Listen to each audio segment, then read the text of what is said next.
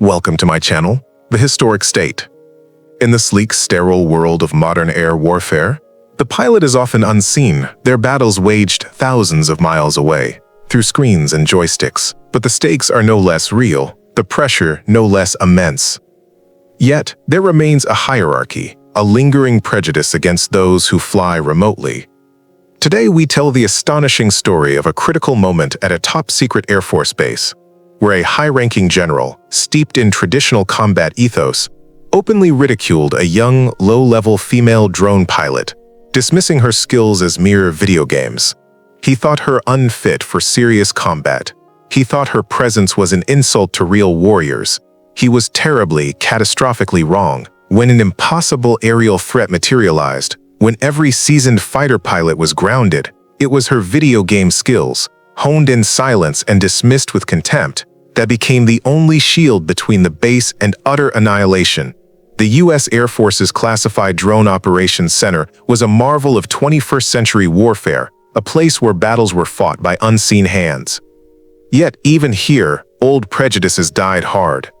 General Armitage Thorne, a decorated fighter pilot from a bygone era, now commanded the sprawling base.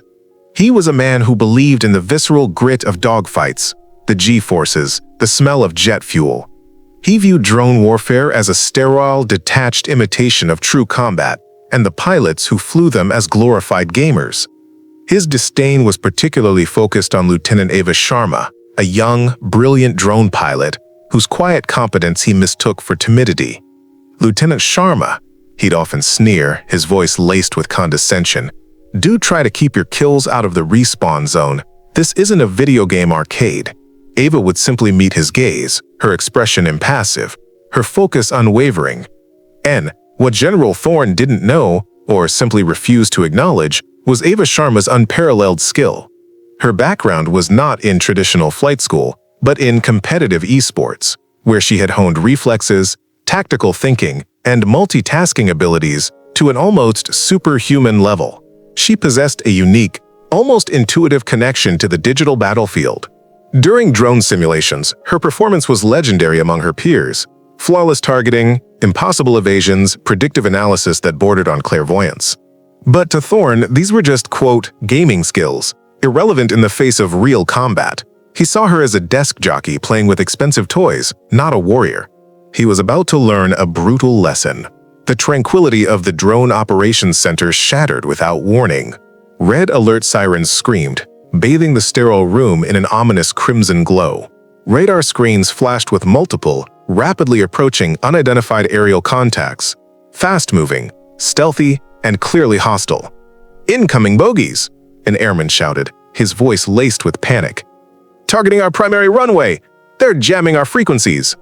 General Thorne, initially dismissing it as another exercise, saw the grim reality on the main screen. This was no drill. This was an attack. "Scramble the F-15s! Get the Eagles airborne now!" he roared, his voice cutting through the chaos, falling back on his old instincts. But fate, or perhaps Thorne's own complacency, had played a cruel hand. A scheduled critical software update had grounded the base's entire fleet of F-15 fighter jets. Ground crews worked frantically, but it was clear no fighter jets would be airborne in time to intercept the incoming threat. "Sir, all Eagles are down for update," a frantic officer reported. "ETA for full systems check. 20 minutes.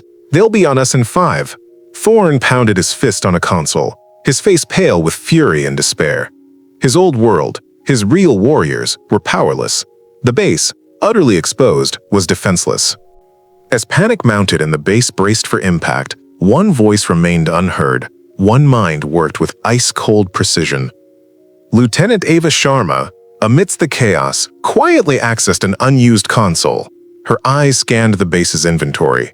There it was, a single, experimental, unassigned stealth drone, a prototype sitting on a remote launch pad, still powered.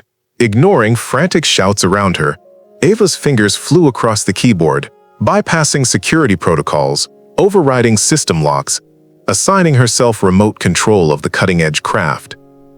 General Thorne, seeing her at the console, was about to bellow at her, demanding to know what she was doing.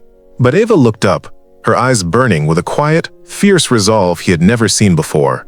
"Sir, she said, her voice steady, cutting through the din. "I'm going to fly."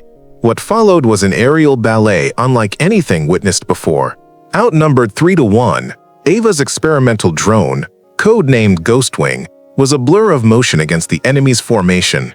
On the massive display screens in the control room, the video game played out in terrifying reality. Ava's hands moved with breathtaking speed and precision, executing maneuvers that would have torn a human pilot apart with G-forces. She dodged incoming missiles with fractions of a second to spare, outflanked superior numbers, used terrain to her advantage, and fired with deadly accuracy. The enemy, expecting an easy kill against a lone drone, found themselves battling a phantom, a digital warrior whose reflexes and tactical foresight were unmatched.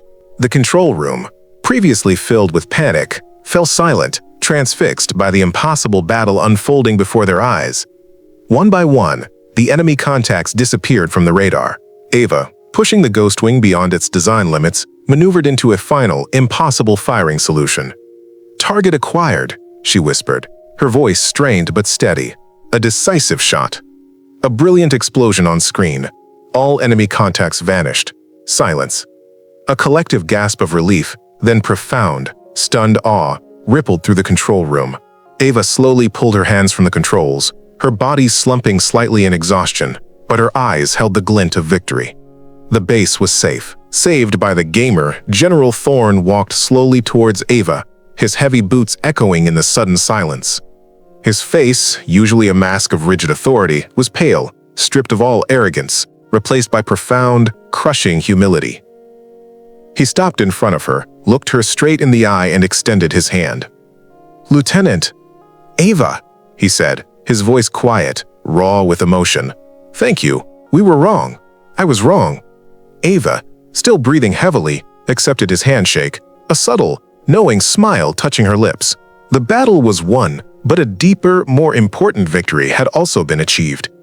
Lieutenant Ava Sharma was no longer just a drone pilot or a gamer.